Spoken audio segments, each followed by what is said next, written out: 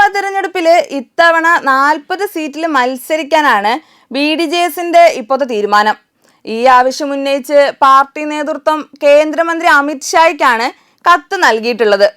ഇതോടൊപ്പം തന്നെ മത്സരിക്കാൻ താല്പര്യമുള്ള മണ്ഡലങ്ങളുടെ ലിസ്റ്റും നൽകിയിട്ടുണ്ട്. ഇതിൽ കൊടുങ്ങല്ലൂർ അല്ലെങ്കിൽ തൃപ്പൂണിത്തുറ മണ്ഡലം വേണമെന്നും ആവശ്യപ്പെട്ടിട്ടുണ്ട്. BDJS മത്സരിക്കാൻ ആവശ്യപ്പെട്ട ഈ 40 മണ്ഡലങ്ങളിൽ പലതും BJPയുടെ A ക്ലാസ് മണ്ഡലങ്ങളാണ്. അതുകൊണ്ട് തന്നെ NDAയുടെ സീറ്റ് വിഭജന ചർച്ചകളിൽ വലിയൊരു തർക്കം തന്നെ ഉണ്ടാവാനൊരു സാധ്യതയുണ്ട്. തദ്ദേശ തെരഞ്ഞെടുപ്പിൽ 300ഓളം സീറ്റുകളിൽ മത്സരിച്ച BDJSന് കേവലം 5 സീറ്റുകളിൽ മാത്രമാണ് വിജയിക്കാൻ സാധിച്ചിട്ടുള്ളത്. അങ്ങനെയുള്ളൊരു പാർട്ടി 40 നിയമസഭാ സീറ്റ് ആവശ്യപ്പെട്ടതിനോട് BJPക്ക് അകത്തും പ്രതിഷേധം വളരെ ശക്തമാണ്. സംസ്ഥാന BJP ഘടകം ഇത്തരം ഒരു ആവശ്യം അംഗീകരിക്കില്ലെന്ന് വ്യക്തമായ പശ്ചാത്തലത്തിലാണ് അമിത് ഷായ്ക്ക് നേരിട്ട് തുഷാർ വെള്ളാപ്പള്ളി ഇപ്പോൾ ലിസ്റ്റ് കൈമാറിയിട്ടുള്ളത്.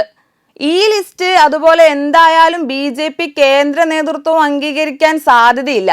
തദ്ദേശ തെരഞ്ഞെടുപ്പിലെ BDJSന്റെ ദയനീയമായ തോൽവി കൂടി പരിഗണിച്ചുള്ള ഒരു വീതം വെപ്പാണ് നടക്കാൻ പോകുന്നത്.